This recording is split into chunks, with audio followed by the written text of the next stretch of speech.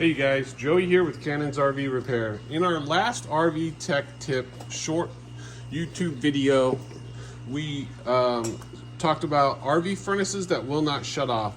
Now, I told you guys I would make a video going over what some of the problems can be that can cause an RV furnace to not shut off.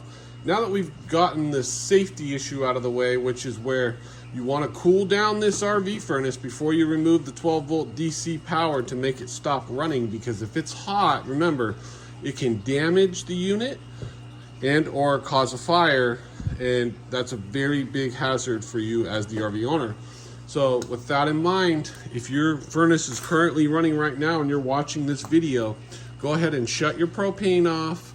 I want you to wait until the air coming out of your vents is cool, and then once the air is cool, you can find the 12-volt DC fuse that's identifiable typically on your RV distribution panel, and you can remove that fuse and it'll shut off this furnace.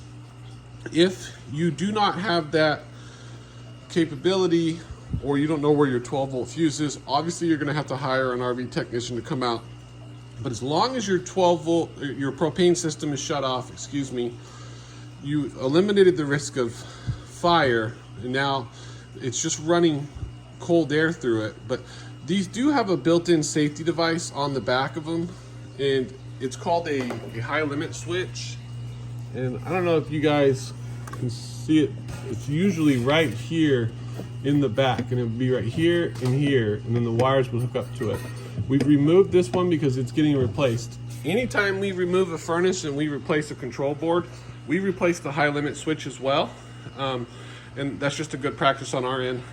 We actually do what's called a small tune-up on these furnaces. But let's get into why your RV furnace won't shut off. What we find on a lot of them is that the control board actually has a failure, and it is allowing the furnace to run non-stop through the fan control, whether the failure be in the fan control relay, or in some cases, we also find that the thermostat actually has a problem. And if you were looking at your RV furnace and you had a cover that you could remove outside of your RV and you had access here, your control board is going to be installed right here, and it slides through this little gap here, and then it's going to have this plug on it. Your igniter's going to be plugged in, but then it's going to have these wires coming off of it as well. Typically there's 4 of them, okay? So ignore this black wire here, but the yellow wire is your ground wire, the red wire is your power wire. These are thermostat control wires. There's one with a white line through it and then one without a white line. Now, if you think that your thermostat has a problem and you disconnect these 2 blue wires from the wires that they're hooked up to, or one on some RV units, it typically will shut off the furnace once you remove this wire. If you cut this wire and it continues to run, then that means that typically your problem is going to be in the actual fan control of the actual board. And you can order a new board, but my advice is when you order it from a mom and pop RV repair shop or RV parts store, because they'll send you an actual OEM board. And if you order it from a company online that's like a huge corporation, a lot of the times you'll find yourself getting an aftermarket board, and it's not built typically to the same quality. Fenwal makes pretty good control boards. I think they're the exception, but I prefer to use OEM Suburban control boards when I replace the control boards on these furnaces. So one thing that can happen is if it's raining really bad, water can actually go inside these furnaces through the vent on the exterior if they're not properly installed. And also moisture can wick on the actual control board itself because it's heating up, and the difference in temperature outside versus inside, if the furnace isn't properly sealed to not allow moisture to get inside, it can actually start to wick moisture on the control board. And sometimes what we see is it's a situation of really high humidity inside of the RV, and that's where the moisture is coming from, because the return air is drawing that high humidity into the furnace, right? So one of the things that you want to keep in mind when you live in an RV is to go ahead and make sure you have a dehumidifier and try to keep it around, 45 to 55% humidity and no more than that. But if your furnace is stuck on, most likely it's going to be the control board. Now, if it's the thermostat, you just need a new thermostat, but typically once it comes to a certain temperature, it will limit out and it will shut itself off. The limit switch's job is to cut the power. That being said, it can reset and turn back on. If you, let's say you turn the furnace, the thermostat off, and then you turn it back on, that actual limit switch will reset once it cools down. So we don't want to rely on that when it's really cold outside and you're like, well, I'm just going to let it run because I'm cold and I need the heat and I don't have the parts right now. So I'll post some links in the description down below where you guys can get some control boards and online and have it delivered same day, next day, or a few days from now. You just want to make sure that it's an OEM one or a good aftermarket one. Look at your control board and then look at what you're actually buying.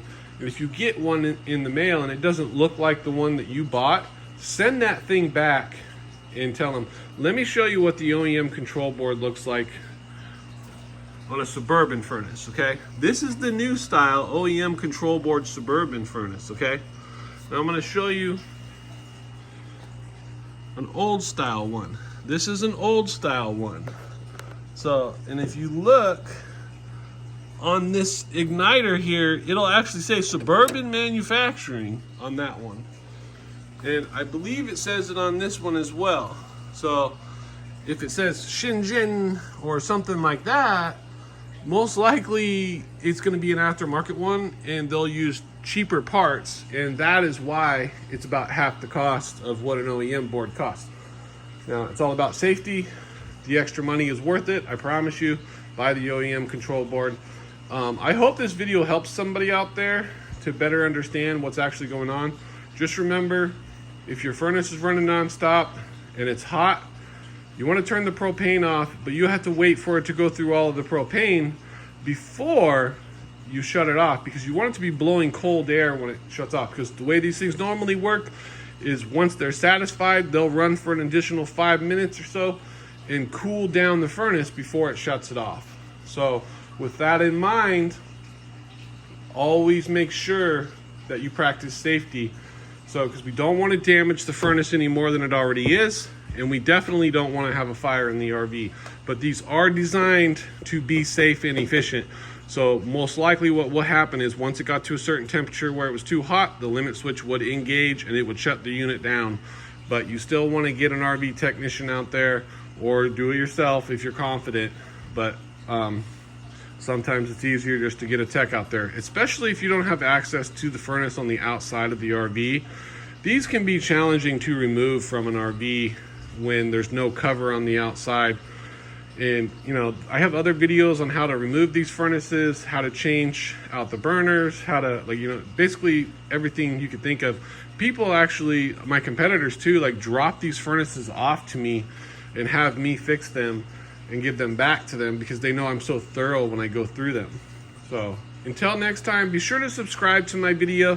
If you have any questions, you can sign up and become a member to my RV tech support, where for $9.99 a month, you can call me anytime every month up until 10 p.m. at night, and I'll answer your question over the phone. In some cases, I'll even make a video about what you're maybe trying to get accomplished. So I appreciate each and every one of you for watching. Please subscribe. I am trying to get to 100,000 subscribers because I want to try to get that YouTube award. I've been uploading videos to YouTube, I believe, since 2007 now, I want to say. So we're in 2025. So I kind of go through a series where I upload a whole bunch of videos and then I get real busy with work and I don't have a lot of time to upload videos anymore. This year I'm going to try to be different. I'm going to try to upload a video at a minimum every week, but I'd like to offer more than that. So sometimes you'll see me doing 3, 4, or 5 videos. Thanks for watching, guys. Safe travels out there, and I hope this video helped you solve your problem.